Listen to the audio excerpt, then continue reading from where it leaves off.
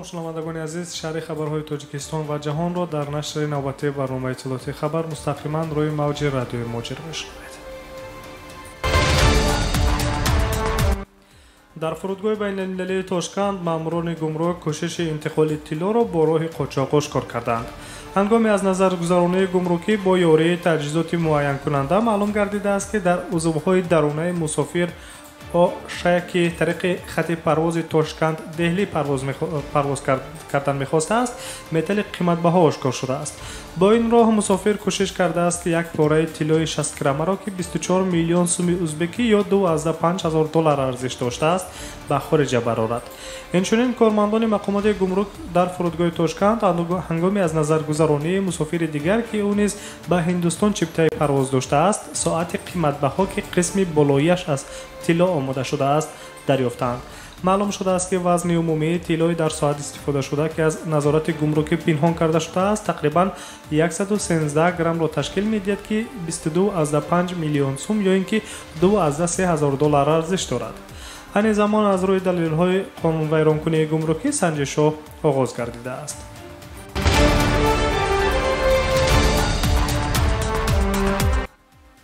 идомаи хабарҳо. раиси думаи давлатии Русия Вячеслав Володин рӯзи панҷшанбе дастур додааст, ки 14 рӯз вуруди вакили парлумон аз ҳизби ЛДПР Сергей Касатновро ба бинои парлумони Русия бубанданд. сабаби инро раиси парлумони Русия дар он маъне дод кардааст, ки вакили парлумон Сергей Катаснова баъде аз Фаронса баргаштанаш таҳти карантини 14 рӯза қарор нагирифтааст. дар ин бора хабаргузории ТАСС менависад.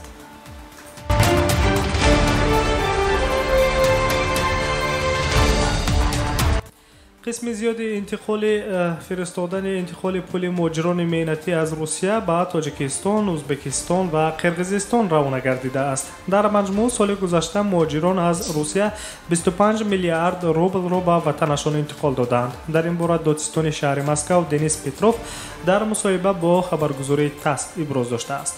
қисми зиёди интиқолҳо ба Тоҷикистон, Узбекистон ва Қирғизистон фиристода мешаванд. ҳамзамон додистонии Москав қайд кардааст, ки прокуратура бо истифода аз мағзани Росфинмониторинг таҳлили маълумоти маблағҳои интиқолдодаро мавриди санҷиш қарор медиҳад.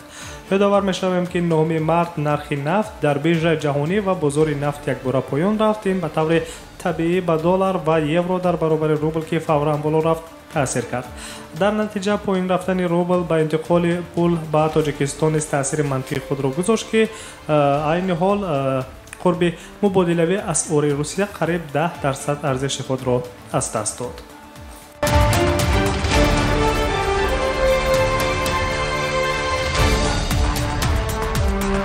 хабарҳои рӯзро мустақиман мешунавед. шаҳрвандони Тоҷикистон ба ифтихори ҷашни Наврӯз метавонанд аз муоинаи тиббии ройгон гузаранд. аз ин тадбири мақомот, ки аз 1 то 21 март идома мекунад, ҳамаи шаҳрвандони кишвар метавонанд истифода кунанд. дар ин бора Азия Плюс бо истинод ба Вазорати тандурустӣ ва ҳифзи иҷтимоии аҳолии Тоҷикистон хабар медиҳад. طبق اطلاع این عمل از جانب آزمایشگاه ملی تشخیصی و وزارت تندرستی عمل کرده می شود. تشخیص رایگان بیماری‌های دیابت قند، گلو و هپاتیت B گذرانیده می شود. در دوام چند روز اعلام گشتن تشخیص طبی رایگان در مرکز طبی تاجیکستان یا به اصطلاح دیگر بیمارخانه با نام معروف قره‌بالا 289 نفر از تشخیص طبی رایگان گذشتند.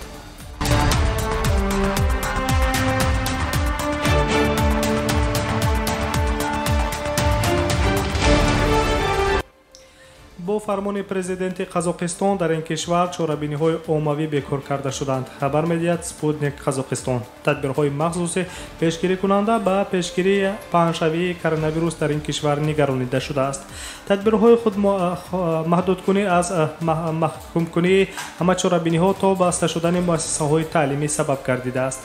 در شهر خبر گفته می شود که چاره‌بینی‌های ادانه به مثال جشن نوروز، جشنواره اتحادیه دولت‌های مستقل که انتظار بود در شهر چیمکند برگزار شود، گشت نظامی بخشیده به عید غلبه در جنگ بزرگ وطنی، اینچنین دیگر نمایشگاه و چاره‌بینی‌های ورزشی را در بر می‌گیرد.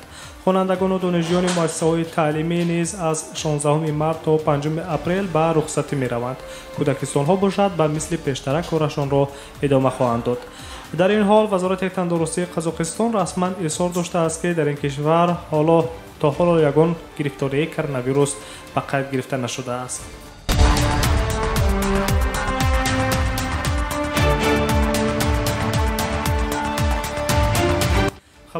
رو مستقیما روی موج رادیوی موج میشنوید. در ولایت اقطبه جمهوری قزاقستان صدمه نقلیاتی رخ داده است که راننده یکی از نقلیات‌های به هم برخورده شهروند تاجیکستان بوده است. گفته می شود که در این صدمه نقلیاتی که در حدود منطقه کلبه ولایت اقطبه جمهوری قزاقستان امروز 12 مارس به وقوع پیوسته است، 5 نفر جراحت جسمانی برداشتند که 2 نفر آنها نابالغند. شرح داده می شود که راننده نقلیات سبکرو شهروند تاجیکستان به خط مقابل حرکت برآمده به اتوبوس مسافربر برمیخورد که در داخل آن 17 نفر مسافر قرار داشتند.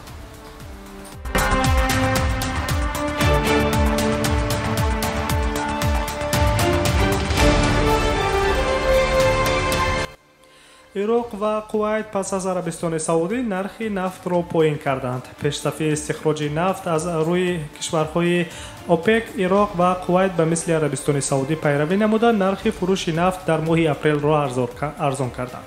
امارات متحده عرب باشند این اقدام را نیز پیگیری کرده از میانه‌های ماه فوریه ادامه داده ایستاده است پایین شوی نرخ نفت را در کشور. این تصمیم در پس منظر جنگ نرخ‌ها میان عربستان سعودی و روسیه گرفته شده است. در همین حال مقامات آمریکا نیز نرخ نفت را کاهش داده اظهار داشتند که در ماه اپریل چهارک بیشتر نفت را به بازار می‌برند. دولت عراق نرخ رسمی فروش نفت را تا $5 ارزان کرده است. در روسیه روز چهارشنبه 11 مارس برقرار کردن ارزش از دست رفته روبل آغاز گردیده است. پس از سقوط قرب روبل روسی روز سه‌شنبه تحلیلگران اصلاح وضع را پیشنهاد کردند.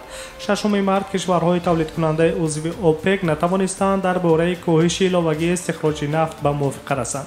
تا آخر ماه یک سازشنامه درباره کاهش 1.7 میلیون بارل در یک روز عمل می‌کند و از 1 اپریل کشورها عهده‌دار نیستند که استحصال نفت را کم کنند. این حالت باعث یک بار کم شدن نرخ نفت در بازار جهانی شده تاثیر خود را به بی‌قرب شوی روبل روسی در بیرژ جهانی می‌گذارد.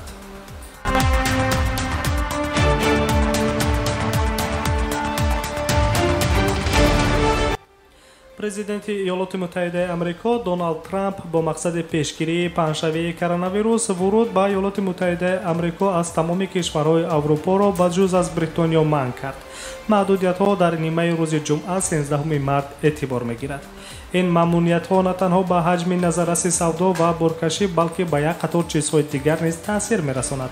ما همه چیز را که به ایالات متحده آمریکا از اروپا می‌آید بررسی و سنجش خواهیم کرد، گفته است دونالد ترامپ در پیام خود به ساکنان آمریکا در کاخ سفید. بعدتر وی در توییترش نوشته است که محدودیت 3 روزه سفر اروپایی‌ها هیچگاه به تجارت و گردش اقتصادی آمریکا تاثیر نمی‌رساند. همزمان دونالد ترامپ قید کرده است که ایالات متحده وضع را در چین و کره جنوبی نظارت کرده ایستاده است. با تکمیل یافتن وضع در پنجشنبه کرونا ویروس در این کشورها واشنگتن محدودیت‌های موجوده را از نو دیده می‌براید. غیر از آن دونالد ترامپ دستگیری مالیوی به اهالی آسیب‌پذیر اینچنین امتیازهای اندازی را در رابطه با پنجشنبه کرونا ویروس در سراسر کشورش اعلام داشته است. طبق گزارش شبکه تلویزیونی CNN در ایالات متحده آمریکا بیش از 1,200 حالت سرایت کرونا ویروس به قید گرفته شده 37 نفر تاکنون جان دادند. قریب نصف ایالات متحده در زمینه پنجشنبه سرایت کرونا ویروس وضعیت فوق‌العاده جاری کردند و سناتورهای دموکراتی نیز نیت دارند از دونالد ترامپ درخواست کنند که وضعیت فوق‌العاده را در تمام کشور آمریکا اعلام دارد.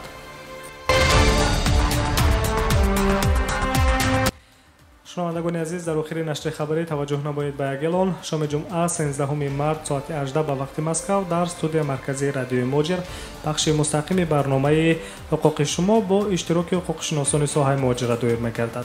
شما می‌توانید سوال‌های خود را وابسته به حالت گرفتن منزل اقامتی بود و باش در قلمرو فدراسیون روسیه به رسمیت ضروری حجت‌ها طبق طلبات قانونگذاری مهنت به کار درآمدن و از کار خارج گشتن، گرفتن مزد مهنت از کارفرما و یا کاردهنده، حمایت خود در مقامات سودی، مناسبت با پلیس هنگام خوردن و یا مراجعت و گذشتن خط سرحد دولتی به رادیو موج طریق SMS پیامک در شبکه‌های اجتماعی فیسبوک، اینستاگرام، ایمو، کانتاکت و در واتساپ با شماره 8965 151 0410 867 111 56 46 суоли худро бифиристед ва ё дар ҷараёни барнома ки бо пахши мустақим доир мегардад занг зада ба солҳои худ ҷавобҳои мушаххас гиред. фаромӯш насозед пахши мустақими барномаи ҳуқуқи шумо шоми ҷумъа 13 март соати 18 ба вақти Москав оғоз мегардад. нашри хабари ин соатаро мустақиман рӯи мавҷи радиои муҳоҷир шунидед. барномаҳои дигари мо идома доранд. моро ҳамроҳӣ кунед. саломат бошед.